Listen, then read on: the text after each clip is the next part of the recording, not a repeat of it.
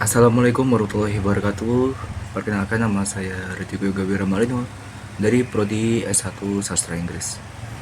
Pada video kali ini saya akan membahas tentang haji dan umroh, mulai dari pengertian apa itu haji dan umroh, beserta hal-hal yang mencakup ranah dari makna haji dan umroh.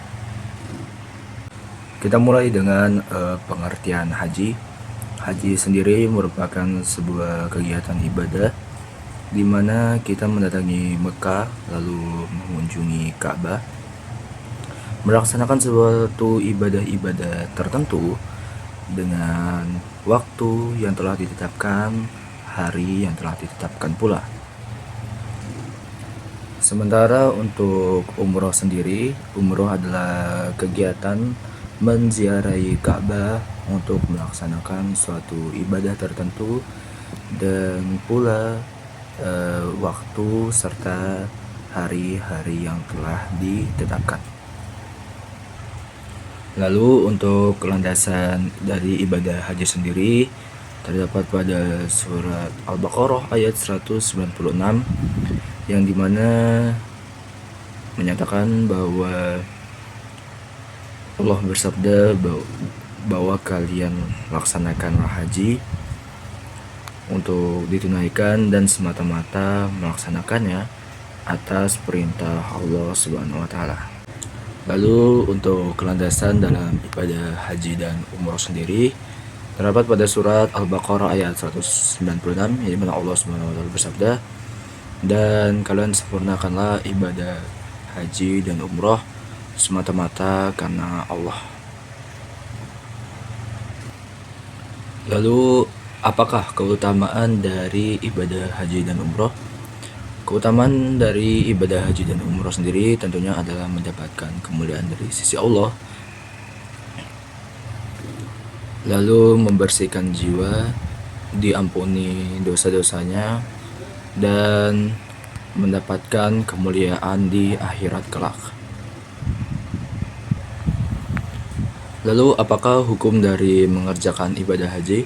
Untuk mengerjakan ibadah haji dan umroh adalah hukumnya wajib, dan kewajiban ini bisa dilakukan untuk mereka yang memiliki kemampuan untuk melaksanakannya berdasarkan surat Al-Imran ayat 97.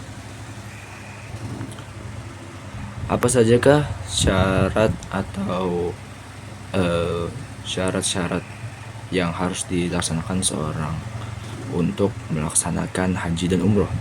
Yang pertama tentunya adalah beragama Islam. Setelah itu sudah berusia baligh dan berakal serta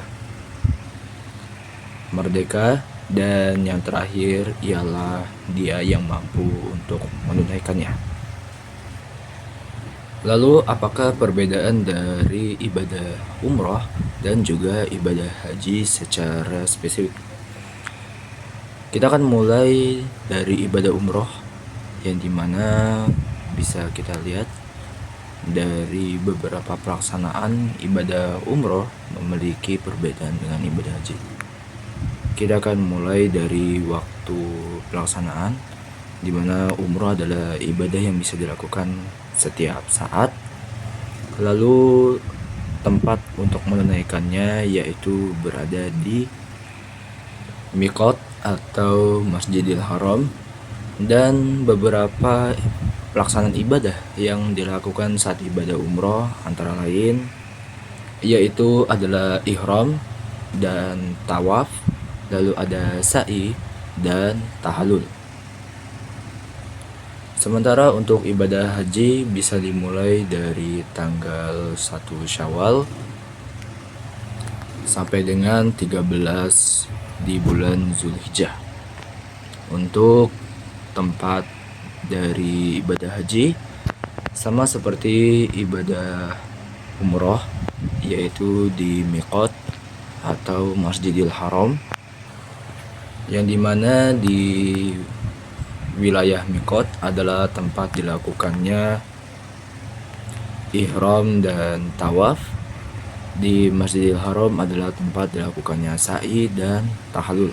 Begitu pula dengan umroh. Sementara di wilayah Mina dan Arafah akan dilaksanakan ibadah mabit dan juga wukuf. Lalu di wilayah Musdalifah adalah tempat pelaksanaan untuk jumroh. Sekarang kita masuk ke pembahasan tiap ibadah dalam haji dan umroh yang termasuk ke dalam rukun dan wajibnya. Kita akan mulai dari haji. Yang pertama ialah ihram, yang dimana pelaksanaan ihram sendiri termasuk ke dalam bagian rukun dan juga wajib secara bersamaan pada ibadah haji. Selanjutnya wukuf di Arafah sebagai ibadah rukun, sementara mabit di Musdalifah sebagai bagian dari ibadah wajib. Lanjut, tawaf adalah bagian dari rukun. Lalu sementara itu tawaf adalah bagian dari rukun haji, sementara mabit di Mina adalah bagian dari wajib. Lalu ada sa'i yang merupakan bagian dari rukun, dan ada kegiatan lempar jumroh yang merupakan bagian dari wajib. Selanjutnya ada tahallul dan tertib yang menjadi bagian dari rukun. Lalu yang terakhir yang menjadi bagian dari wajib ialah tawaf wada yang biasa dilaksanakan saat ingin meninggalkan tanah suci. Selanjutnya kita masuk ke pembahasan rukun dan wajib dalam ibadah umroh. Yang pertama ialah ihram. Ihram dalam ibadah umroh memasuki dua bagian sama seperti ibadah haji, yaitu rukun dan wajib. Yaitu ihram sebagai rukun dan berihram dari mikot sebagai bagian dari kewajiban. Lalu ada tawaf, sa'i, tahallul, dan juga tertib. Yang keempat-empatnya masuk ke dalam bagian rukun, namun sangat dianjurkan untuk dilaksanakan sebagai sebuah kewajiban. Dan jika dilanggar harus membayar dam. Namun walaupun begitu ibadah umrohnya tetap berjalan secara sah. Selanjutnya mikot. Apakah mikot itu sebenarnya? Mikot sendiri sebenarnya adalah sebuah tempat yang dilakukan untuk memulai sebuah ihram. Nah, mikot sendiri terdiri dari dua bagian, yaitu mikot zamani yang ditentukan berdasarkan bulan-bulan haji seperti Zulhijjah, Zulqaidah, dan lain-lainnya. Selanjutnya ada mikot makani yang merupakan tempat yang digunakan untuk berniat melaksanakan ibadah haji dan umroh. Pastikan sebelum melaksanakan ihram, terlebih dahulu kita harus membaca niat. Lalu setelah membaca niat, kita juga disunahkan untuk melakukan mandi, lalu membersihkan beberapa bagian tubuh seperti mencukur janggut atau mencukur rambut, dan memakai wewangian serta lainnya. Lalu di sini kita bisa melihat beberapa penggunaan dan cara berpakaian dalam menggunakan kain ihram. Selanjutnya kita masuk ke larangan yang tidak boleh dilakukan saat proses berihram. Tentunya adalah memotong rambut, memotong kuku, Lalu memakai penutup kepala bagi laki-laki atau memakai wewangian, serta untuk wanita tidak boleh menggunakan pakaian berlengan pendek atau yang tidak menutup aurat. Begitu pula dengan beberapa larangan-larangan lainnya.